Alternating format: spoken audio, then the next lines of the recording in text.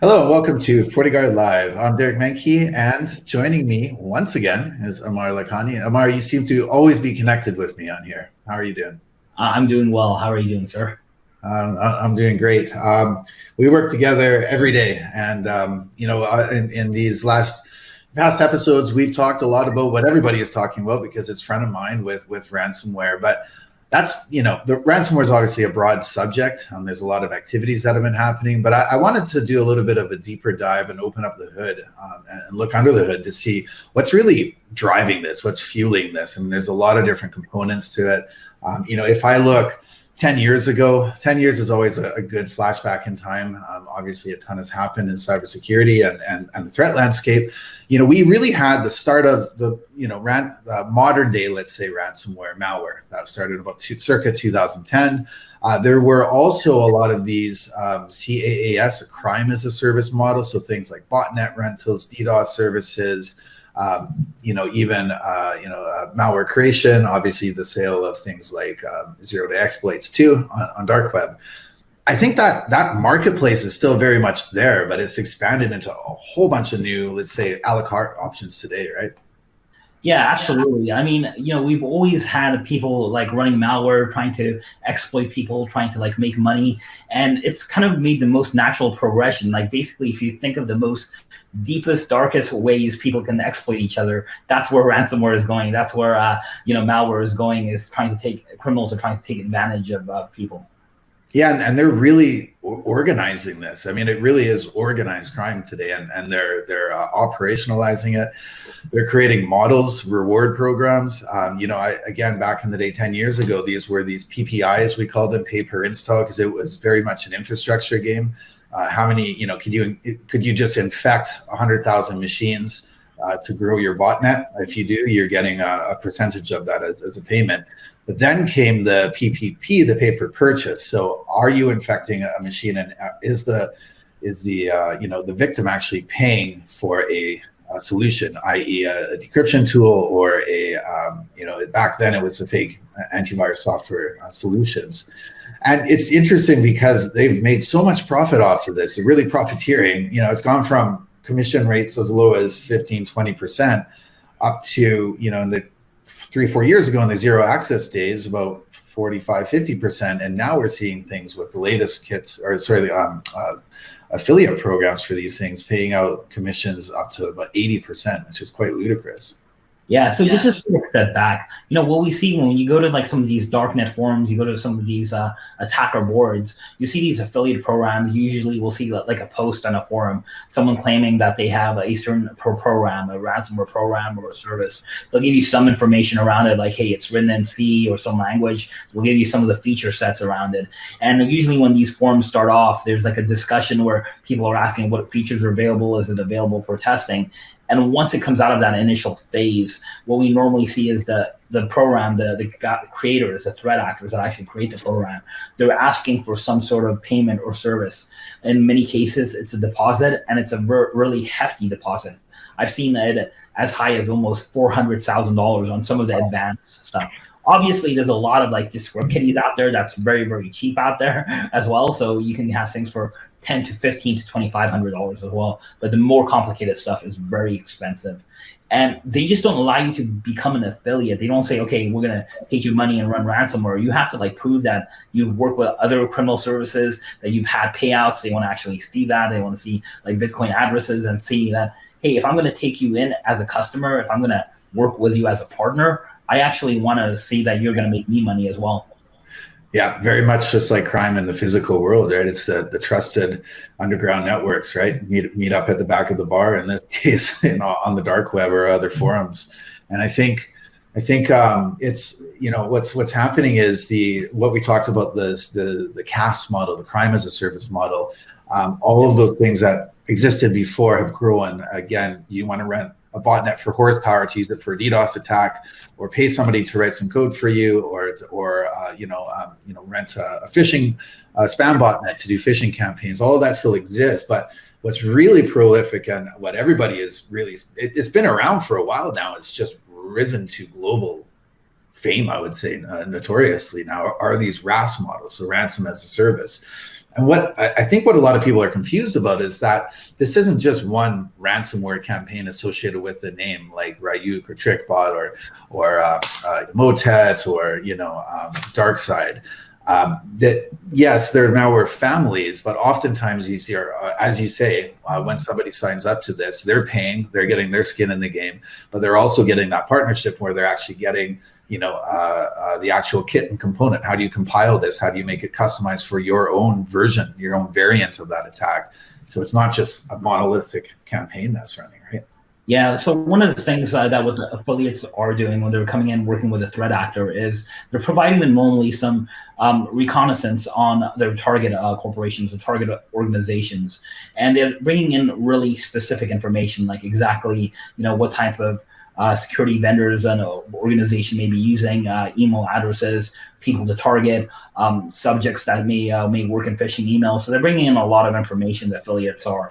And you're right, they're absolutely, it may be the same base code a lot of times, it may be the same base package of an attack, but it is being customized to bypass specific defenses for a very specific organization. And I think that's the difference. We're not seeing those widespread spray campaigns anymore where we're targeting everyone. We're targeting very specific organizations that have a lot of value on them.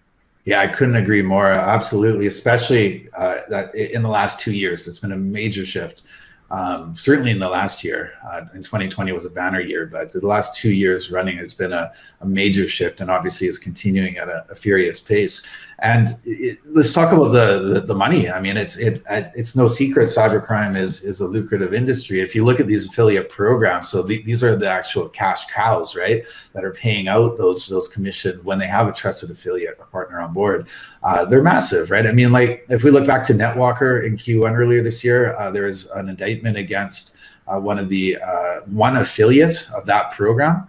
And in the indictment charge, it was alleged that they had made just under $28 million US, one affiliate, pure commission rates. If you look at the big programs like DarkSide as an example, it's about the $100 million plus mark and counting for the actual payouts to affiliates tracked through crypto platforms. Some of the larger ones, as we know, these large ransomware gangs can run in the billions of dollars. So the profits are just huge, but it's because of what you just said, right? They're going after the big fish, and some of these ransom attacks can be in the tune of, in terms of damages, $40–50 million plus. We've seen that. Yeah, I do personally start thinking, because of the kind of the explosion against cryptocurrency, it taking up in value. Obviously, it's always volatile, and it's been volatile, like even extremely so for the last week or so. It's kind of funny. You can listen to this video probably anytime, and that statement's always going to be true on how volatile cryptocurrency is. But at the same time, I do believe the explosion and kind of the mainstream adoption of cryptocurrency is becoming a motivator for these threat actors to go after and actually get more aggressive with their ransomware, and even more bolder in some of their ransom prices and their claims, and just how they operate. I do always think, are we at that point where we need to have some sort of some sort of policing or some sort of legislative action against paying ransoms or paying some of this stuff? But that is definitely a whole can of worms, and I know we've had some passionate discussions around that. Absolutely, and we're very active in the industry. So we're working with the Cyber Threat Alliance, with the World Economic Forum, Ransomware Task Force, a lot of great minds in the industry getting together to actually see how we can tackle that problem, because it's a behemoth. It's huge, right? And there's a lot of challenges and complexities underneath that. So let's talk DarkSide. This has obviously been a front and center recently, and going back to everything we just talked about, we have to be clear that DarkSide is not just one operation. Again, this is the ransomware malware family, and there's different variations of these attacks, right? There's different targets, different people running it, again, at the affiliate level. And it's very interesting because we just released unique research from FortiGuard Labs talking about one of those variants, right? So it's not just the entire campaign running, but it goes to show you how much customization. You were just talking about that customization, how much that can be done, right? Because in our research, we saw some very interesting things. We saw in this variant capabilities to look for unmounted shares of networks, as an example. is clever enough to identify those, to actually be able to remount them and infect those, because it was just a simple security measure that some organizations were taking to combat ransomware, right? And essentially try to quarantine their network shares so that data couldn't be ransomed on those shares. Yeah, absolutely. So just to make it clear, we do believe this is the dark side ransomware. We don't believe this is related to the Colonial Pipeline attack, but at the same time, as more information comes around what dark side did, we have more kind of data points that we can look at and kind of associate to a particular threat actor. And as you said, one of the most common ways that you combat ransomware is through backups, through offline systems. And there's a lot of ways to do that. That's actually much more difficult to do in a very large organizations than it sounds like. So there's techniques such as doing unmounting drives and having offline drives. And this particular ransomware looked for that. It's actually a very simple technique, but it's kind of genius if you think about it, is because you're really going after your headquarters, like what you hold dear, and like your most prized possessions, when you feel like you've done everything you need to do to protect that. Yeah, and this was another great example of partnership. This research actually stemmed from our the Cyber Threat Alliance and the FBI Flash Alert. So it was a great collaborative action of when this was breaking, how can we get the facts? How can we apply our own threat intelligence to that and get it out the door? So it was a great, end-to-end result here. But it's just one piece of the puzzle. It is really a drop in the bucket when we talk about the global pandemic. That's cybercrime. Even DarkSide itself is a relatively small malware family compared to some of these other, like Ryuk or Emotet, these big operations that we've seen growing in the past. You've been tracking it though, right, Aamir, since last year?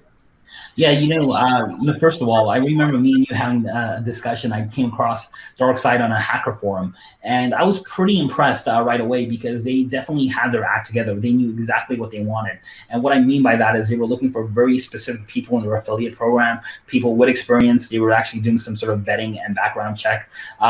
Just looking at their code, when you actually downloaded some of the code and looked at it, it was actually very tightly written. Most malware, most ransomware is actually not that exciting for a researcher to analyze, especially like in a debugger or when you're doing reverse engineering. It's kind of works the same. They were actually using some extra techniques, like some checks to see what version of Windows you were using, what subversion you were using, what other programs you had. As we mentioned, whether drives were mounted or not mounted, how was it connected on the network. They were doing a lot of things that were more and more complicated to do, which definitely makes us think that the people behind that are, definitely have some skills as programmers go, and their code was pretty tight. There wasn't a lot of fluff in their code. Yeah. So it just goes to show, this is always in our world a good news, bad news situation. The bad news is obviously what's happening in terms of all the profiteering and the proliferation of cybercrime. But the good news is that there's a big spotlight being shone on this now, as you can see from our research, from exposing the tactics, and these affiliate programs as well. And so these are the building blocks we need to do to truly disrupt cybercrime. We're going to continue to work on that with our relationships, as well as our threat intelligence, and going down to the customer for protections through our security fabric too. That's always the end game: make it more expensive for cybercriminals to operate. And I know, Aamir, you're on that front line every day. So thanks for that. Absolutely. You did mention a good point, is that there is much more of a spotlight on some of these threat actors, and I do feel like these threat actors are kind of going to go out, go under the radar a little bit, because their goal normally isn't to attract that much attention as they have been in the last couple of weeks. I think their goal is to really be under the radar and get paid as fast as possible. It actually makes me think some of the more visible headlines that we are seeing, and I'm not just talking about the pipeline, I'm talking about some of the other things that we are seeing. It makes me think if it was a mistake, or was it something that an affiliate wasn't prepared for. I don't know, I'm just kind of guessing there, but I do think we're going to, regardless, I do think we're going to see a continuance of ransomware, but I do feel like we're going to have to be a little more careful and diligent about finding it, because I feel like these threat actors are going to go under the radar and not make such a splash and try and get their money even faster, and just try and stay away from some of the media and some of the flash that's out there.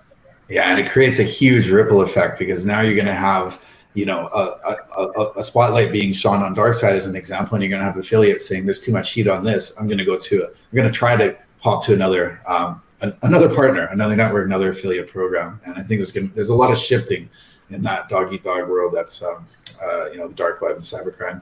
Exactly. The criminals don't go away. They just like move around and shift around. Yeah, absolutely. All right, Aamir, always fascinating conversations. Thanks so much again for your insight. This is Derek Manky with FortiGuardLIVE.